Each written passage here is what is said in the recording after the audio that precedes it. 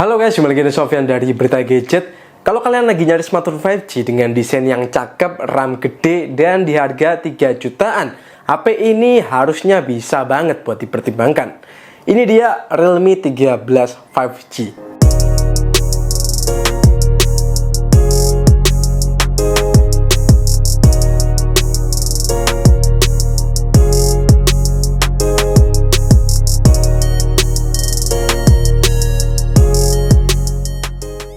Kita mulai dulu dari harganya ya. Realme 13 5G ini hadir di Indonesia dalam dua varian warna, yakni Black Purple dan juga Speed Green, seperti yang saya pegang kali ini.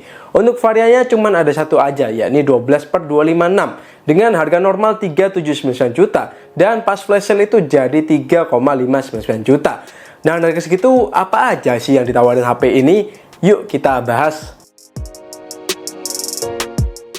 Kalau kita bandingin sama pendahulunya, yakni Realme 12 5G, desain dari Realme 13 5G ini kerasa lebih rame ya. Mulai dari bagian belakangnya yang terdiri dari dua tone warna dan adanya curve yang memisahkan kedua warnanya. Realme sih bilang desain lengkungan ini terinspirasi dari tikungan cepat dan kecepatan kilat mobil balap. Ya oke lah ya. Secara ketebalan dia agak lebih tebal dikit ya dari pendahulunya, yakni 7,69 mm dibandingkan 7,79 mm. Dikit banget sih, kayaknya juga nggak bakal berasa. Untuk corak belakangnya ini juga menyatu ya bodinya antar keduanya, jadi nggak kerasa ada tekstur. Beda kalau yang leather ya, akan bisa dirasakan. Untuk bahan bodinya dia terbuat dari polikarbonat yang dimana diklaim lebih cepat dingin daripada material lain. Ya klaimnya gitu sih. Buat harga 3 jutaan menurut saya masih oke banget lah materialnya ini. Memang harga sini masih jarang banget yang pakai kaca ataupun leather. Selain itu yang saya suka dia itu nggak gampang kotor sehingga nggak repot bersihin. Beda kalau kaca ya, dikit-dikit pasti kotor ataupun lebih khawatir. Untuk framenya ini juga dari plastik, tapi beneran ini termasuk kokoh ya. Pada bagian samping ada tombol volume dan power yang merangkap sebagai fingerprint, kiri kosong, atas ada mic speaker kedua serta SIM tray yang hybrid ya. Di bawah ada speaker utama, port Type-C dan mikrofon serta 3,5 mm headphone jack. Overall untuk desainnya itu cakep sih. Warna hijaunya ini menurut saya lebih cakep ya daripada warna black, lebih menyala gitu ya. Di sektor layarnya, Realme 13 5G ini punya bentang layar 6,7 inch dengan panel IPS LCD dan refresh rate 120 Hz. Saya tahu nih pasti, kalau kalian udah banyak yang bilang mending AMOLED bang. Masa 3 jutaan belum AMOLED?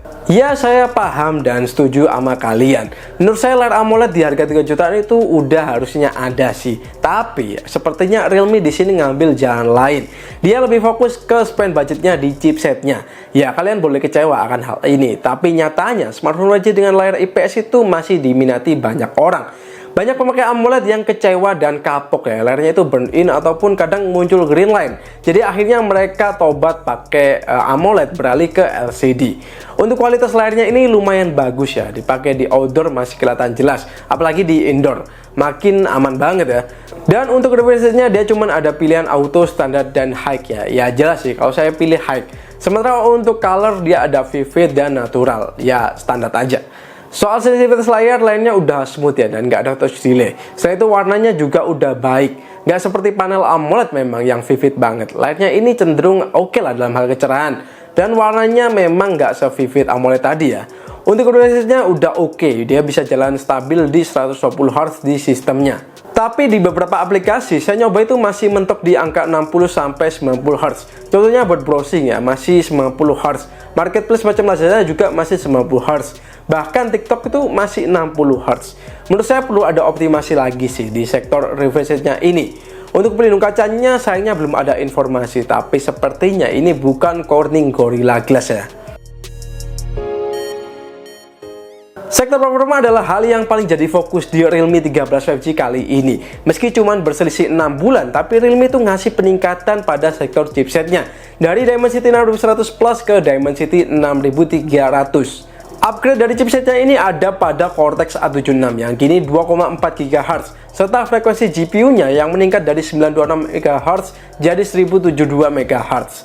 Chipset ini ditopang dengan RAM yang gede banget ya buat harga 3 jutaan, yakni 12 GB LPDDR4X dan 256 GB UFS 2.2 untuk storage-nya. Untuk hasil benchmarknya di AnTuTu V10 itu bisa dapat di 454.000 poin, Geekbench 6 single core 785 dan multicore 1883. Stabilitasnya juga bisa dibilang baik ya, dimana While of Extreme bisa dapat di 98,9% dan CPU throttle itu bisa kejaga di angka 79% ke atas. Buat game juga tergolong oke ya dari kategori jutaan. Mobile Legends bisa smooth high 60 fps. Buat main lancar banget, War Thunder dan Lore juga lancar, paling ada drop frame rate dikit ya. Overall pas main di rata-rata itu ada di 57 fps dan untuk suhunya awal main ada di 31,5 dan 3 menit kemudian ada di 41,2 atau naik 9 derajat. PUBG Mobile di HP ini juga bisa smooth ultra 40 fps dan untuk mainnya cukup lancar.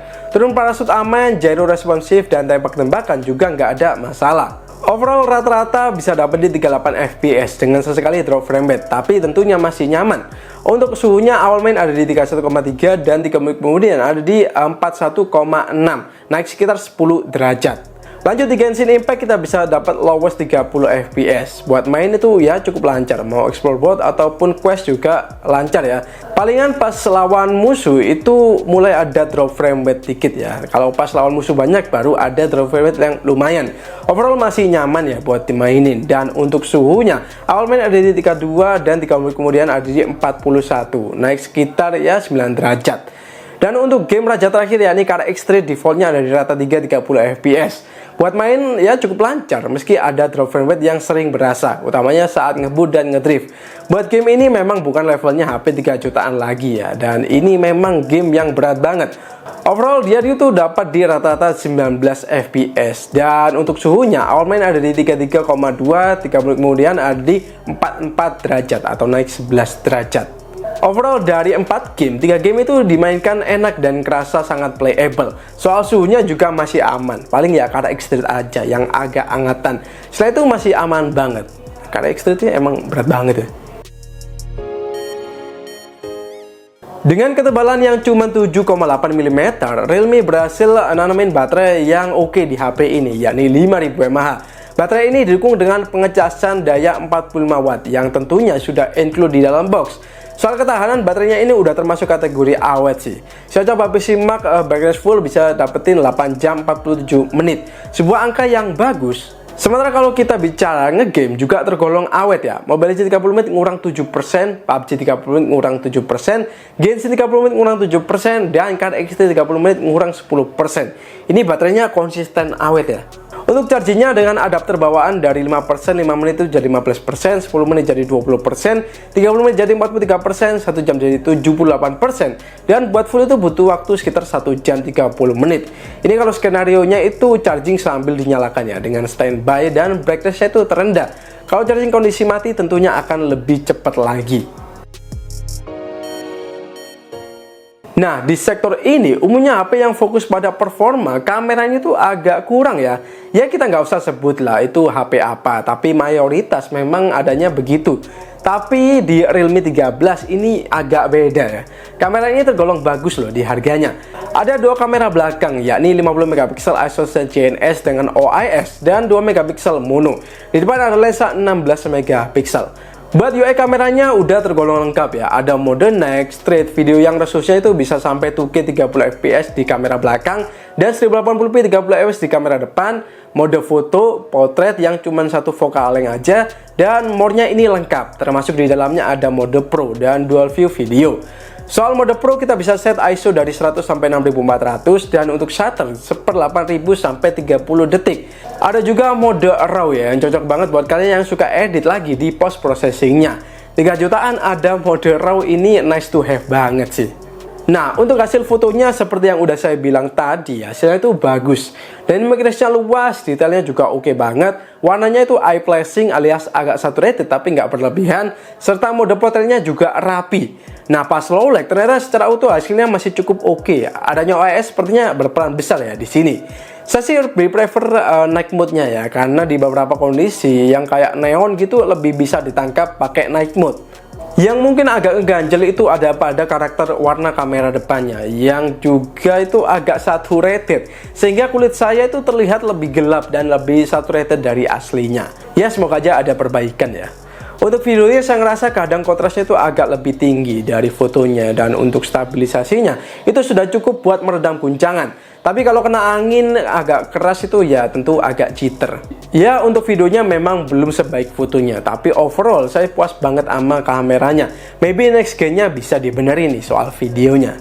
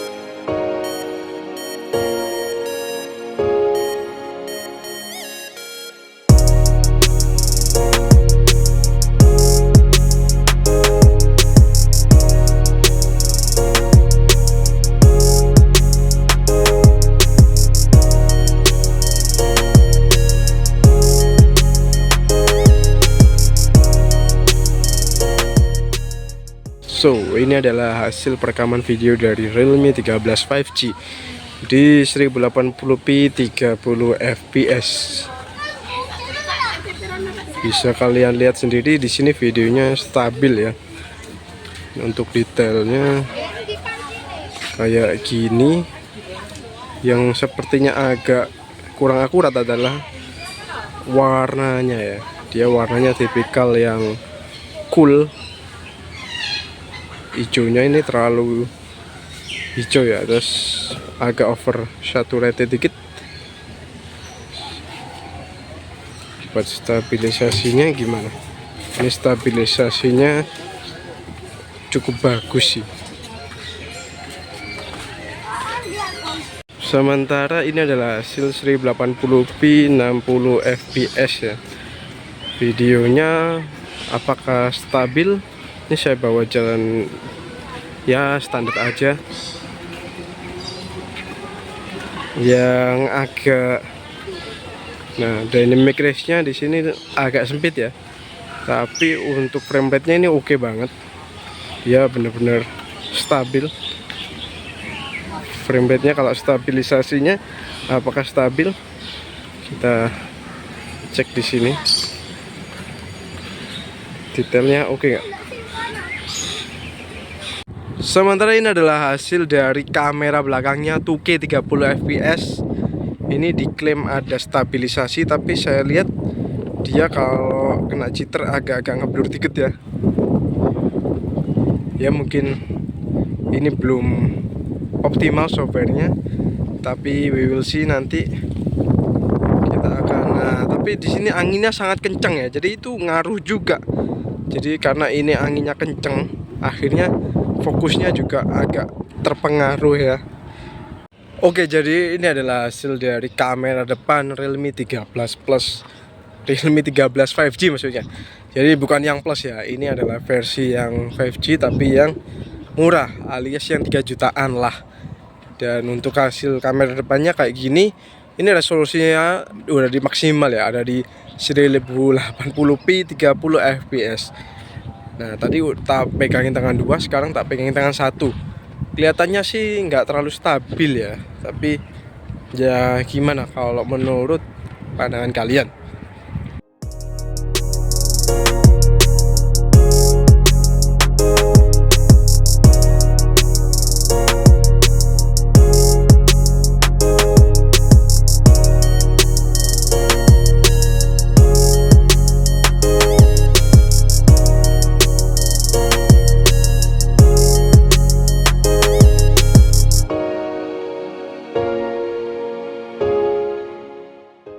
So far experience pakai HP ini tuh menyenangkan ya.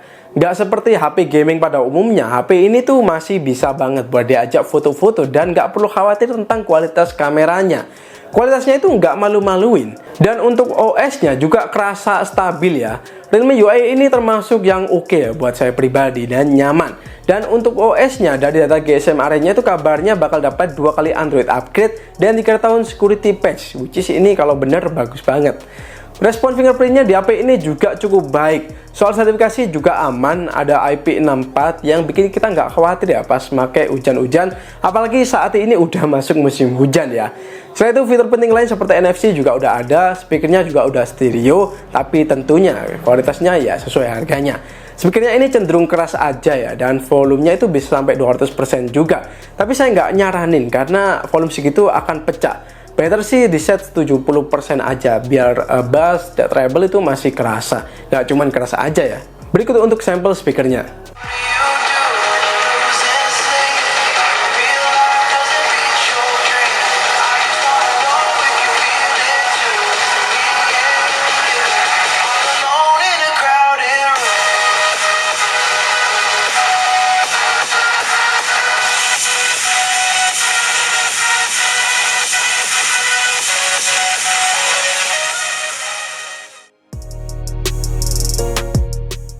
So, Realme 13 5G, apakah smartphone ini worth it? Yes, totally worth it banget. HP ini menawarkan keseimbangan ya menurut saya. Saya jarang ngelihat sebuah HP yang fokus ke gaming tapi punya kamera yang oke.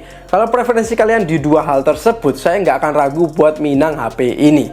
Selain dua hal tadi, Realme 13 5G ini juga menawarkan hal yang mungkin disukai sebagian orang, yakni layar IPS yang mungkin menurut mereka lebih durable. Tapi sebaliknya, layarnya ini mungkin bisa jadi deal breaker juga. Buat kalian yang udah terbiasa pakai layar AMOLED dan emang ngincer layar AMOLED, menurut saya Realme 13 5G ini layarnya nggak jelek, tapi memang belum se-oke AMOLED ya untuk vibrannya. Again, semua itu tergantung pada preferensi kalian. Butuh layar AMOLED, jelas HP ini akan kurang cocok. Tapi kalau nggak masalah dengan layar IPS yang kualitasnya itu udah bagus, ambil aja Realme 13 5G ini. Dijamin urusan main game, kamera, dan baterai itu udah aman semua. Oke, segitu dulu aja video kali ini. Kalau menurut kalian gimana nih tentang HP ini? Coba kalian komen di bawah ya. Terima kasih udah nonton sampai habis. Sofyan di sini pamit dan kita bakal jumpa lagi di video selanjutnya.